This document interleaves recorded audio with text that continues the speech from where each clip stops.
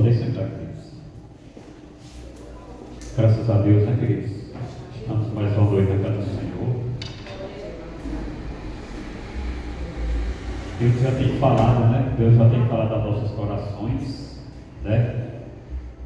E nós vamos continuar ouvindo a voz de Deus, né? Através da sua palavra. Meus queridos, vou louvar o hino. Faz tempo que eu louvei. Faz muito tempo que eu louvei. Mas hoje eu fiquei com vontade de doar um hino para o Senhor. Quero que os irmãos, como diz o outro, fiquem em espírito de oração, né, para que Deus possa receber nosso louvor. Amém? Aleluia. Não foi, pastor? Saiu daqui, eu estou procurando agora. Vem aqui rapidinho, pode vir aqui para nós achar aqui. Saiu, mano. Aqui. Pode ir lá nisso aqui, esquece.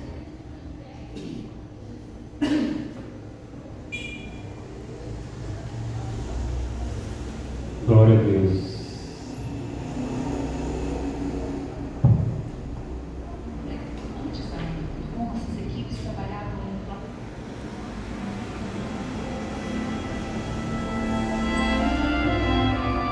Você é um milagre nessa noite. O hino que a jovem louvou aqui falou: lembra da onde Deus te tirou. É muito forte. E falou ainda assim: esse aí vou levantar. Jesus Cristo, segundo Mateus. Mateus de número 14, queridos. Aleluia. Deus tem uma palavra para a gente nessa noite. Ele já falou e ele vai continuar falando. Mateus, queridos, capítulo 14, a partir do verso 22.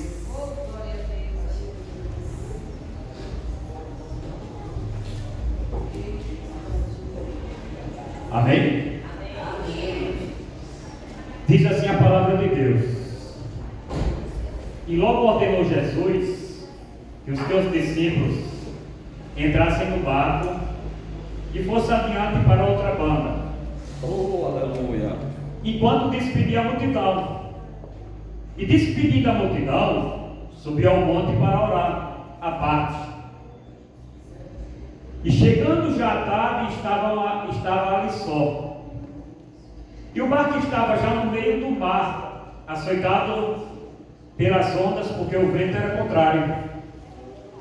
Mas à quarta vigília da noite, dirigiu-se Jesus a eles, caminhando por cima do mar. E os discípulos, vendo caminhar sobre o mar, assustaram-se, dizendo: é um fantasma, e gritaram com medo. Jesus, porém, falou logo, dizendo: tende bom ânimo, sou eu, não temas. E respondendo Pedro disse: Senhor, se és tu, manda-me ter contigo por cima das águas. E ele disse: vem. E Pedro, descendo do barco, andou sobre as águas para ir ter com Jesus, mas sentindo o vento forte, teve medo, e começando a ir para o fundo, clamou dizendo: Senhor, salva-me. E logo Jesus, estendendo a mão, segurou e disse: homem de pequena fé, por que duvidaste? E quando subiram para o barco, acalmou o vento. Então aproximaram-se o que estavam no barco e adoraram, dizendo: és verdadeiramente o Filho de Deus. E tendo passado pelas outras bandas, chegaram à terra de Genesare. E quando os homens daquele lugar conheceram, mandaram por todas aquelas terras em redor, trouxeram todos os que estavam enfermos, e rogando-lhes, ao menos eles, que pudessem tocar na orla de sua veste. E todos que tocavam ficavam sãs. Amém, queridos? Podem sentar, queridos. Meus amados e meus queridos irmãos, Queridos, quando o pastor nos incumbiu de trazer a palavra nesta noite, é muito importante, queridos, a gente frisar uma coisa. Quando o pregador ou o pastor ele vai trazer a palavra de Deus, ele não traz dele próprio. Deus coloca uma palavra no coração dele, ele vai examinar aquela palavra, ler aquela palavra, estudar aquela palavra, ver quem foi que escreveu aquela palavra, porque a palavra foi inspirada pelo Espírito Santo de Deus, porém foi um homem que escreveu a palavra de Deus, mas foi inspirada. Toda escritura é divinamente inspirada por Deus. É uma ação direta de Deus, dirigindo o homem para escrever a palavra. E queridos, em Mateus, ele coloca aqui, o subtítulo diz: Jesus caminha por sobre o mar, por cima das águas. Meus queridos, Jesus, ele estava, logo depois que nos episódios que teve anteriormente, quando o rei bêbado e um aniversário que teve, e o rei pediu para aquela jovem o que ela quisesse. Ali findou o ministério. Ali foi calado um homem de Deus. Pedro, o que queres?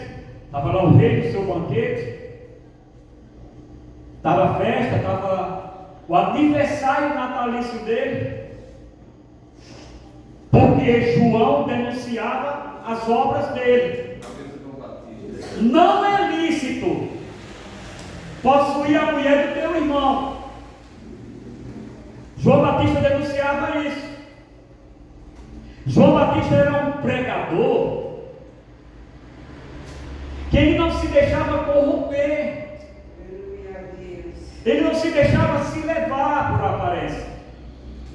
Ele era um pregador que ele falava para soldados, ele falava para os doutores da época, ele falava para o povo, ele falava para os reis, ele falava a palavra de Deus. O que era dirigido para ele falar, ele falava.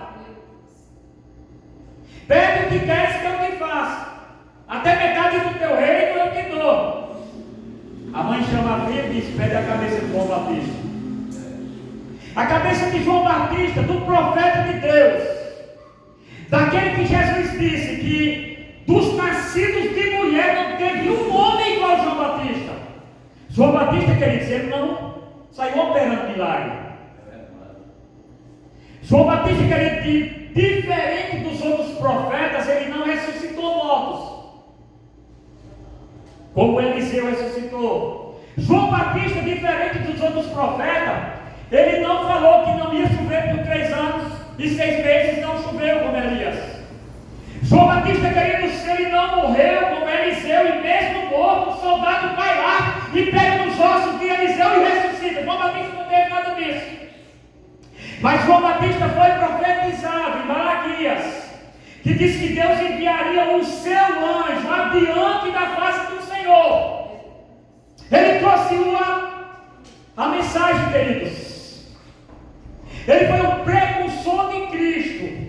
Desde o ventre, quando Maria visitou a Isabel, João Batista já era pentecostal desde o ventre, já pulou no ventre da mãe já. Jesus disse que dos nascidos de mulher não tinha ninguém igual a João Batista. O maior dos profetas foi o que trouxe a mensagem messiânica, embora Isaías 700 anos antes já tinha profetizado de Jesus Cristo. Jesus Cristo, queridos, desde Gênesis ao Apocalipse, Jesus Cristo, ele é profetizado. Jesus Cristo não foi criado, Jesus Cristo não é uma criatura, como diz as testemunhas de Jeová. Jesus Cristo não é um anjo. Jesus Cristo não é menor do que Maomé. Jesus Cristo não é menor do que o anjo morou para aplaudir seus mortos. Jesus Cristo, Ele é Deus encarnado, Deus que se fez homem e veio habitar entre os homens. Jesus Cristo é o que foi profetizado desde o Gênesis ao Apocalipse. Jesus Cristo no Gênesis ele é a semente da mulher, no Êxodo ele é o cordeiro pascal, e Levíticos ele é o sacrifício pelo nosso pecado, e Números ele é o profeta que foi levantado, e Deuteronômio ele é o profeta no meio do seu povo. Aleluia. E Josué ele é o nosso capitão e general, e Juízes ele é o nosso juiz e libertador. Jesus Cristo ele é, queridos, antes que houvesse dia eu sou. Jesus Cristo já é. No princípio era o verbo estava com Deus e o verbo era Deus. Jesus Cristo não foi criado, Jesus Cristo foi gerado pelo Espírito Santo. Jesus Cristo não foi gerado por vontade de homem. Jesus Cristo ele já é eterno já. Façamos o homem a nossa imagem e semelhança. A Trindade. A reunião, façamos o homem a nossa imagem e semelhança. Jesus Cristo, ele já estava com Deus, ele era Deus.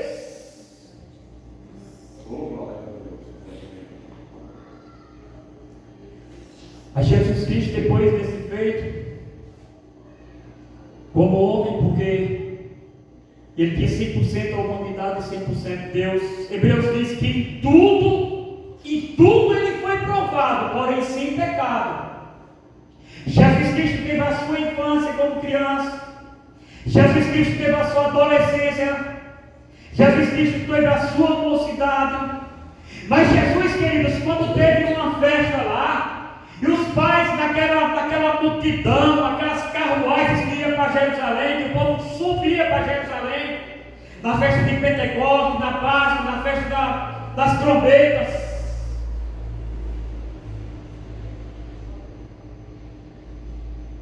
Aí Maria procura Jesus, onde é que está Jesus? Cadê Jesus? Onde é que está Jesus? Procura no meio dos parentes. Aí quando vai para o templo, Jesus está no meio dos doutores, interrogando e sendo interrogado.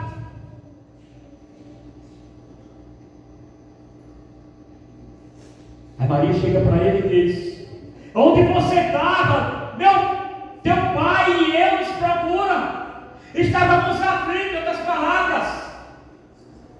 Ele disse: não me convém. Não convém saber que eu cuido das coisas do meu pai.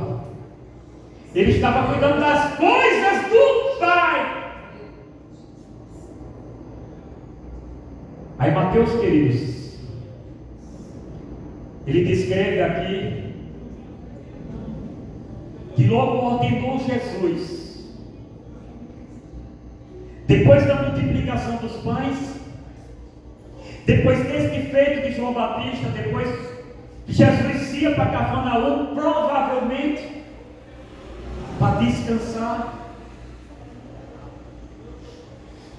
ter alimentado uma multidão de quase 5.000 homens, contando mulheres e crianças, e se for contar com filhos, a quase 10.000 a 12.000 pessoas. Jesus Cristo provê pão para aquele pessoal aflito. Jesus Cristo, queridos, ele é, quando você acha Jesus Cristo, é como aquela palavra de que o homem achou um grande tesouro, e diz a Bíblia que ele vendeu tudo que tinha, capítulo 13 de Mateus, vendeu tudo que tinha para comprar aquela herdade, porque achou ali um tesouro. Jesus Cristo, queridos, nós achamos Jesus nos achou, nós fomos salvos do amor de Deus. Quantos, queridos, já não era para estar mais aqui? Eu mesmo já não era para estar mais aqui.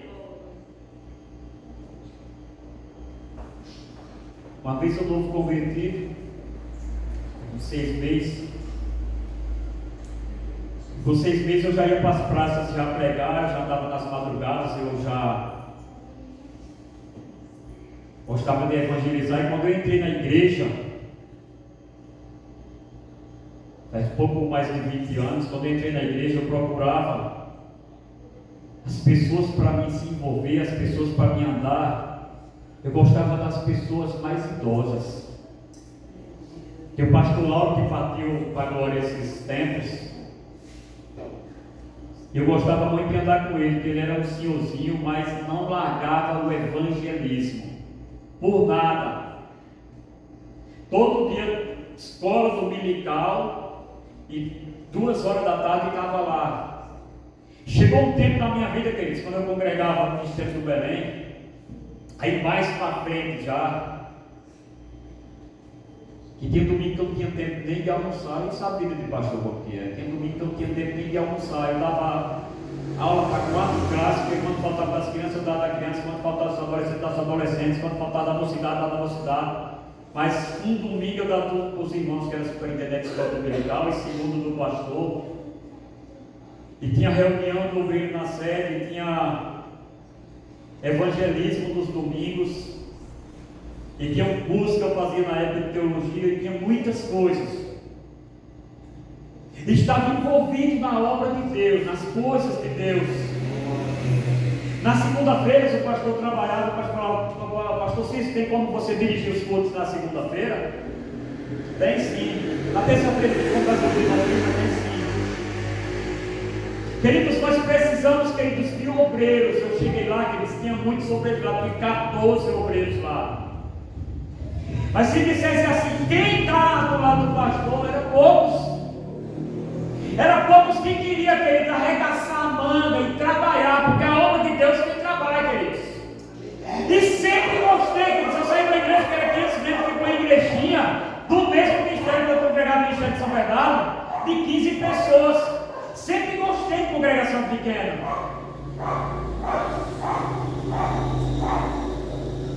Porque as igrejas grandes, tem uns grandes que se acham grande, mas grande é Deus na casa dele.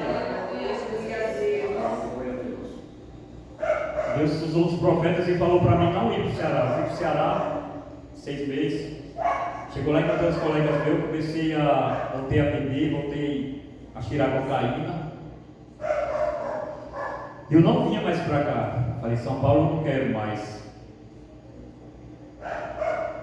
E aí eu estava tirando cocaína com meus colegas, nós passamos uma noite inteira tirando cocaína, um dia inteiro, uma noite inteira, e o pastor que conhece Juazeiro, e nós, naquele Juazeiro ali, atrás ali nas grotas ali, sabe, no feirão ali, dentro do feirão, pastor que eu conterrâneo aqui, ele viu a minha cidade lá, e o povo também não se dá, né? Crato com Juazeiro, o pessoal tem essa coisa, né, pastor? Deus colocou 2 Juazeiros e outro crato aqui. Aí naquele negócio, nós 7 horas da manhã atrás de cocaína ainda, e o colega meu me estranhou, e os 3 me estranhou, e eles queriam me matar. Eu liguei para meu pai trabalhava com carreta de Pernambuco, fui para Pernambuco na mesma noite, eu fui para Pernambuco. Só que isso, eu estava namorando uma filha de uma macumbeira, e eu discuti com ela, e a macumbeira, depois, quando passou tudo isso, era colega da minha irmã, depois quando passou tudo isso, fui para o Pernambuco, fui para o Piauí descarregar a carreta com meu pai, veio uma carreta, a promessa aqui, que teve aqui, o irmão chegou para mim, 10 irmãos chegou para mim e falou, Satanás vai tirar a tua vida lá do Ceará. Não vai ter nada, era todo convertido, 6 meses. Já tinha lido já metade da Bíblia, já pregava.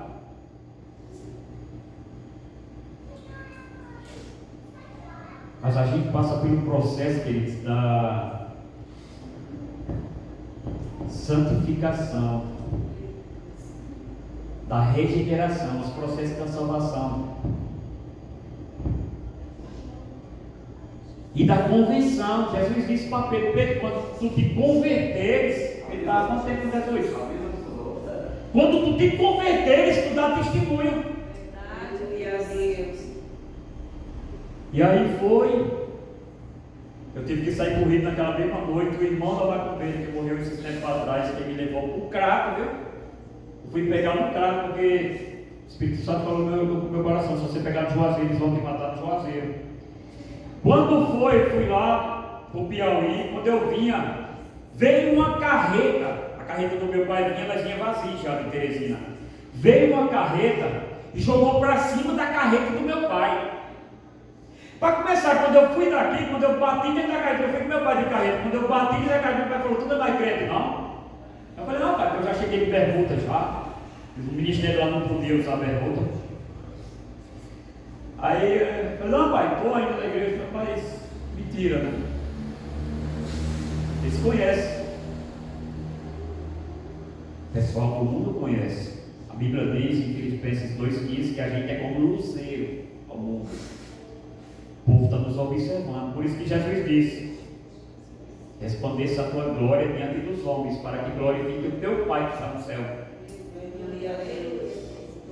Ia bater de frente e meu pai correu para cá e meu pai andava com o facão. Meu pai queria atrás do carreteiro. Meu pai parou, mas saiu rabiando assim, comendo mato na carreta. Eu falei, não, pai, deixa para lá. Eu ia para o céu assim, eu falei, Deus é fiel. Aí depois eu vim embora. Quando eu vim embora, não tinha mais onde eu morar. Aí fui morar na casa do pastor. Quando eu morei na casa do pastor, lá tinha uma pitbull em Santo André, no subsolo, era do porão, na garagem onde eu fui morar. E fui morar no subsolo, vi uma pitbull dele toda noite me cheirar. Eu pedi para Deus, eu falei, Deus, faz igual a Daniel. Aí eu estava com esse pastor, eu passei 2 anos integral com ele. Ele falou assim: se está sem fazer nada, vai orar. Está sem fazer nada, vai ler a Bíblia. Queridos, nós eu passei 2 anos com ele, foi 2 anos pregando todo dia, expulsando demônio todo dia. Li o Novo Testamento todo de joelho, li a Bíblia toda lá. Deus prepara, queridos, tudo para a gente. Quando eu fui na igreja, avivamento bíblico, eu estava o último lá, o pregador pregando. Ele falou: Deus jogou um anzol e que puxou. Deus não quer você longe da casa dele. Todos nós, queridos, temos passado, queridos. Nós não estamos aqui, queridos, porque nós éramos santos, porque nós éramos bonzinhos, ou porque nós somos bonzinhos, não. Nós estamos aqui, queridos, porque a graça de Jesus, queridos, nos alcançou.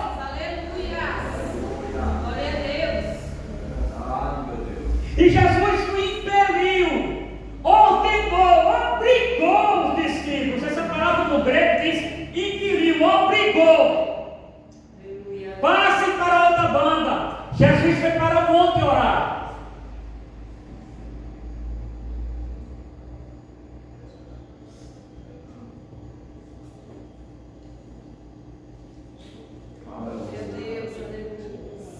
Queridos, do lado tinha a montanha de Gola, e do outro a montanha da Galileia. O mar da Galileia, ele não é um mar de água salgada, é o maior rio de água doce da Palestina. E a montanha de Gola e a montanha da Galileia formava-se nesse tempo um frio. E vinha um vento ali naquelas 2 paredes ali, e vinha levando como se fosse aquele rio lá que tem o rio Negro se encontra com o outro lá. Mas faz ondas. Mas nesse dia os discípulos saem, obedecem a voz de Jesus, entra no barco, vai para outra banda. O apóstolo João vai dizer no capítulo 6 que ele foi para Cafarnaum. Marcos no capítulo 6 vai dizer que ele foi para Betsaida. Não estão se contradizendo. Eram as mesmas regiões. Eles iam para Betsaida, depois iam para casa em Cafarnaum. Mas eu quero te dizer uma coisa nesta noite: é possível, mesmo você fazendo as coisas de Deus com perfeição, é possível você servir a Deus em santidade, em retidão. E mesmo assim o vento soprar contrário contra a sua vida. E mesmo assim, queridos, o evangelho, o cristianismo, não é um quarto-vinho, não é uma colônia de férias. Sabe qual foi as boas-vindas que Jesus deu para Paulo, para o apóstolo Paulo? Eu vou te mostrar o quanto você vai padecer pelo meu nome.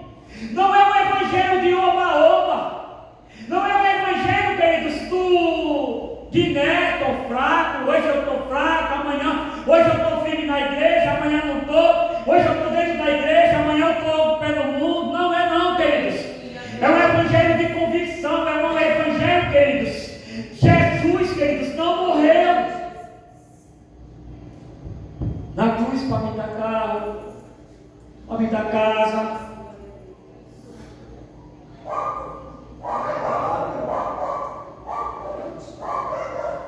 Eu vou te mostrar enquanto você vai padecer por o meu nome. Quando eu não era crente, eu morava com os rapazes e tinha um rapaz lá que era crente. Quando a gente não é crente, a gente não conhece nada. A gente não sabe de nada. A gente é um bebê. A gente chega um bebê dentro da igreja. Não sabe o que é capítulo, não sabe o que é versículo. Vê o banco das irmãs, vê o banco dos adolescentes, o banco orando. Quando eu vi o banco das irmãs e o banco da mocidade, eu pensava que era uma competição. Eu falei, competição para ver quem canta melhor. Quando eu ia para a igreja, Satanás colocava um tampão no meu ouvido que eu não conseguia entender a palavra de Deus, não entrava. Mas os louvores tocavam meu coração, os louvores tocavam minha alma. E tinha um irmão que nos levava. Depois eu vou falar desse irmão em outra oportunidade. Nunca vi crente igual aquele que passou lá por minha vida. Esse irmão me levava e ele ficava rindo assim na igreja e eu não entendia o que esse povo está rindo.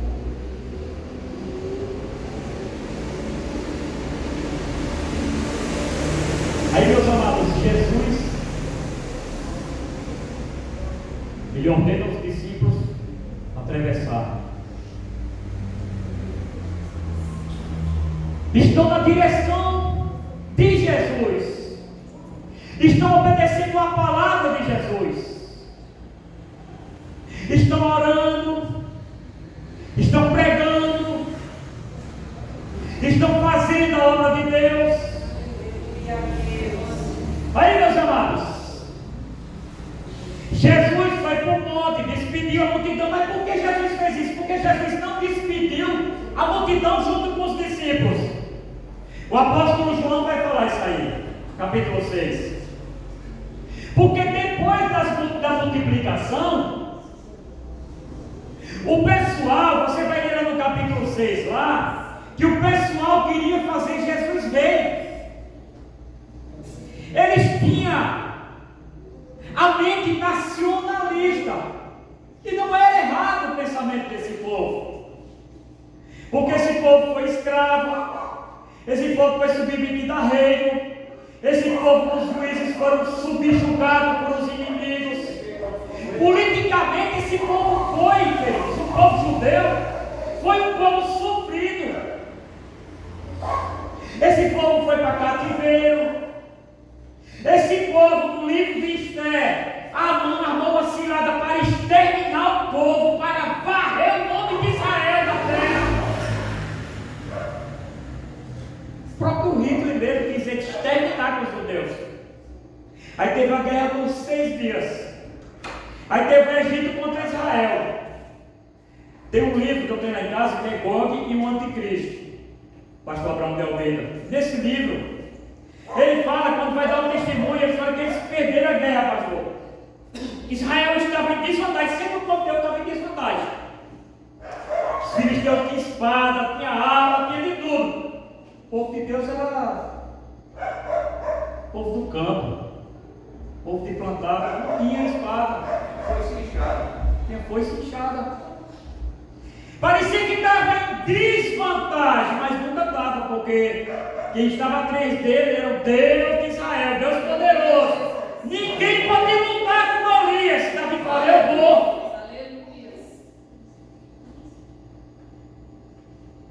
Você já prestou atenção que parece que quando a gente vem para a igreja, parece que depois a gente vai aprender isso daí. No começo a gente vem, parece que eu vim para a igreja, minha vida ficou pior. Parece que agora que eu estou na igreja agora, o vento levantou ao contrário, está dando tudo errado na minha vida. Nós não estamos blindados porque estamos na igreja, porque somos de Cristo. A irmã é aqui, regozijai-vos. Outra vez eu digo regozijai-vos. Paulo escrevendo do cárcere interior, e não era nada bonitinho não, viu? As cadeias que hoje é luxo, a vista da cadeia que Paulo ficava. Preso, acorrentado na masmorra, na escuridão. Mas ele escreve para essa igreja e diz: regozijai-vos, tende grande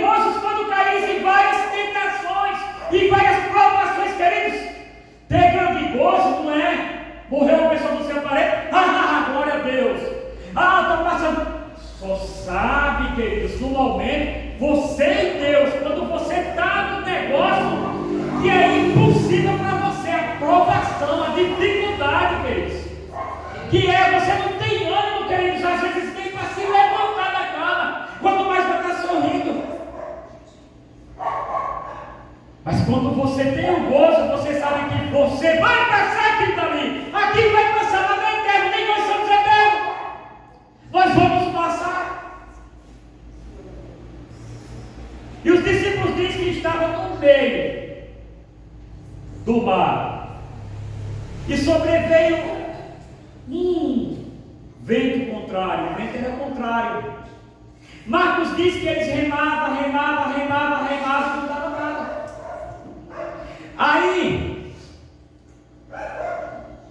Jesus, quando despede os discípulos, já expliquei o porquê aqui. Porque o pessoal queria fazer rei, queria fazer Cristo de imediatista, porque viu Jesus multiplicar os pães. Qual é o evangelho que nós estamos vivendo hoje, queridos? O que é que as igrejas hoje estão transformando hoje? O imediatismo. Estão transformando Jesus só em advogado, embora ele seja. Estão transformando Jesus em chaveiro para dar chave de carro, em curadeiro para curar tudo, embora Jesus cure, mas tudo no tempo dele. O evangelho que nós estamos vendo aí fora hoje é um evangelho muitos contra a palavra de Deus. É verdade. Você faz isso, que Deus vai dar aquilo. Você faz campanha em cima de campanha, não muda a vida de ninguém, porque não vai mudar. Faz a campanha, o pregador prega, depois está na fila, pedindo oração. Se a palavra não transformar esse povo, quem que vai transformar esse povo? Porque Jeremias diz que a palavra de Deus é como um martelo, que esmiuça a penha.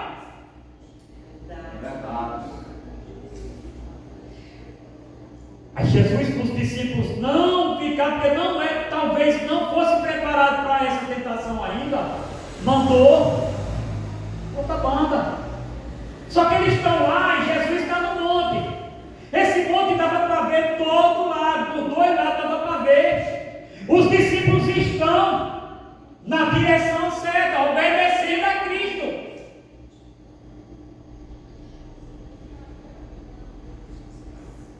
Aí Mateus diz que foi na quarta vigília da noite.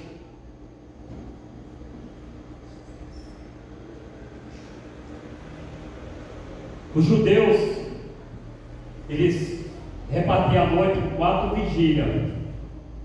A primeira vigília era das 18 horas até as 21 horas. A segunda vigília era das 21 horas à meia-noite. A terceira vigília era da meia-noite às 3 da madrugada. A quarta vigília era das 3 da madrugada até às 6 da manhã. Quem sabe eles rimaram a primeira vigília, saíram ainda era cedo ainda. Ainda estava claro ainda, João diz.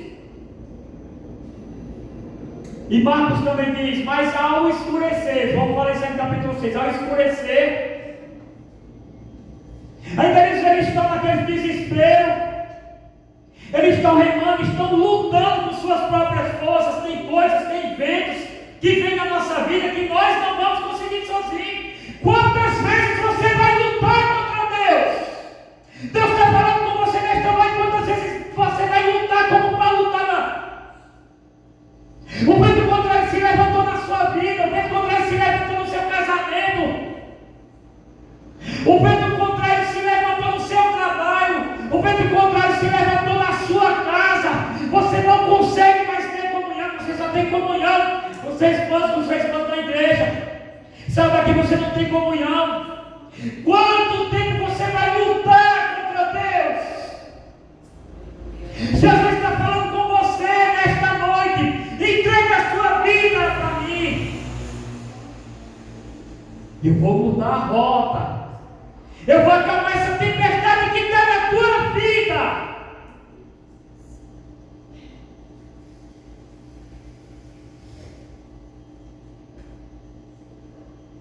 Aí diz a Bíblia que na quarta vigília, um pouco mais, eles estavam a 5 a 6 metros, a 5 a 6 quilômetros já da terra.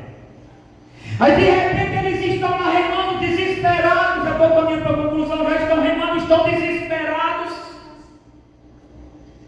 Mas aí eles veem um claro no meio da escuridão, ele vê uma luz. Quem sabe a lua não estava clareando, talvez o tempo estivesse nublado, o tempo estava ventando muito. E quando a gente vê vento, a gente vê chuva. Vem chuva, o tempo muda. Mas de repente vem aquele cara, imagina eu que vem aquele cara, e eles dizem é um fantasma. Aí Jesus fez que ia passar, é um fantasma, sabe por quê? Porque tinha uma superstição naquele tempo lá. Quando Jesus chega para os discípulos e fala assim: quem de vocês vai que é o filho do homem, capítulo 16 de Mateus?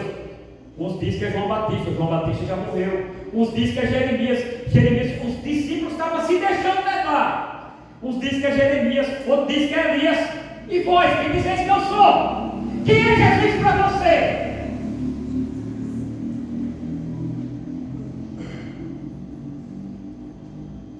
É só no sábado à noite? É só no domingo? É só quando você está passando provação? Jesus é o que para você? Aí tinha superstição. Herodes tinha essa superstição. Tinha aquela superstição, porque era a Galileia dos gentios.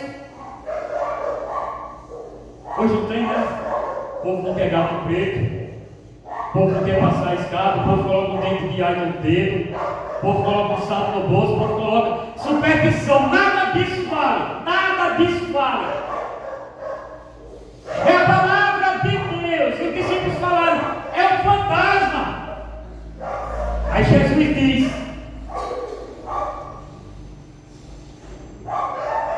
é o Eli. Que no hebraico diz: sou eu.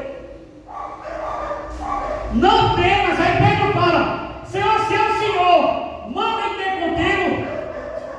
Aí Jesus fala: que cena, né, queridos? Que coisa linda. Fiquei imaginando eu a voz suave de Jesus falando: então vem. Aí Pedro sai de dentro do barco. Acho que é muito profundo. Pedro sai de dentro do barco, queridos. Só tem dois homens na história: Jesus e Pedro, que andou sobre o mar. E só Mateus registrou isso só. E Pedro vai, quando ele começa a olhar para o vento, começou a tirar a visão de Jesus. Nesta noite Deus está dizendo para você: não tire a visão de Jesus, olhando para Jesus, autor e consumador da nossa fé.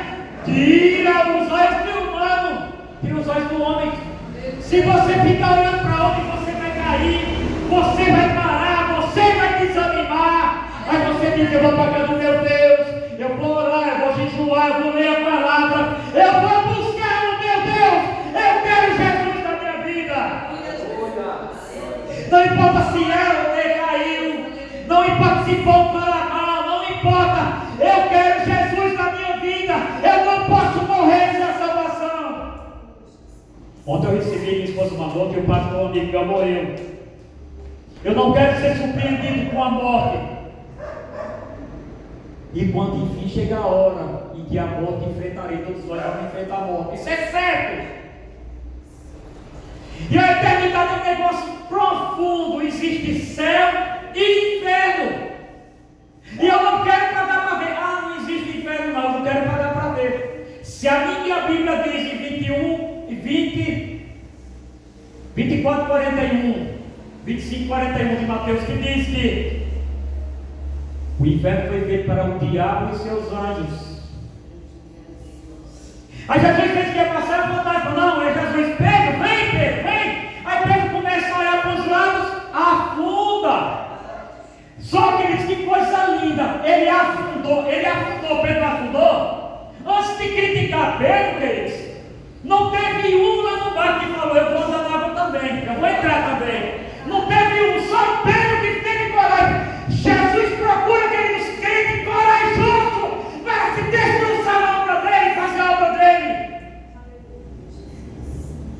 Quem for covarde, volta. De 10 mil, sabe quanto sobrou? 300 hominhos só.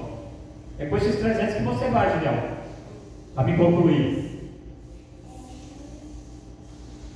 É o mesmo que afundou, ele teve humildade, que coisa linda, né? Eu gosto muito de Pedro, pastor. O mesmo que afundou, ele falou: Senhor, salva-me. Jesus foi, pegou na mão, vem, rapaz.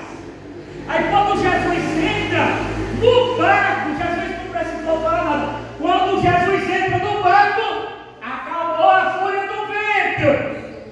Jesus, queridos, a criatura não é maior do que o Criador. Ele quem criou os mares, ele quem criou os seus liminares, ele quem criou os animais, ele quem criou tudo. Quem criou foi Deus, tudo quem criou foi Jesus. Todas as coisas subsistem por ele, e sem ele nada do que foi feito se fez. Aí quando ele entra, o mar pega, acalma. Aos discípulos: olha, verdadeiramente esse é o Filho de Deus. Deixa eu te falar uma coisa nesta noite. Já viu parentes nessa noite? Sabe por que esse vento está contrário na tua vida? Porque você está tentando lutar contra as suas forças. Você não vai conseguir. Mas quando você deixar Jesus entrar no seu barco, o milagre vai ser tão extraordinário. Porque somos crentes ainda que quer batismo com o Espírito Santo, que quer nos dons, que quer nas profecias e que quer aí de milagre. Aí você vai falar: verdadeiramente Jesus é o Filho de Deus. A me concluir, a Bíblia diz: e eles não entenderam o milagre dos pães. Por quê? Vou explicar para me concluir. Porque no Êxodo, Jesus, ele estava na rocha, ele era o maná que desceu do céu, alimentou as multidões de pão. Ele é o pão. Capítulo 6 de João, se você for lá para frente, vai: eu sou o pão que desceu do céu. Aí os discípulos foram: verdadeiramente ele é o Filho de Deus. Aí: eu sou o pão que desceu do céu. Eu sou eu. E no Êxodo ele se apresenta para Moisés e diz: eu sou o que sou. E se Faraó perguntar quem é que está mandando, ele fala: diz que eu sou, mandou e pronto. Eu sou o que sou, por isso que ele disse lá: ego é mim, sou eu. Eu sou. Eu estou em todo o Antigo Testamento e o Novo Testamento. Nesta noite fico com essa palavra. Espero que Deus tenha falado nos vossos corações, porque falou no meu grandemente. E faz uma coisa: convida Jesus para o seu barco. Amém? Deus abençoe os irmãos.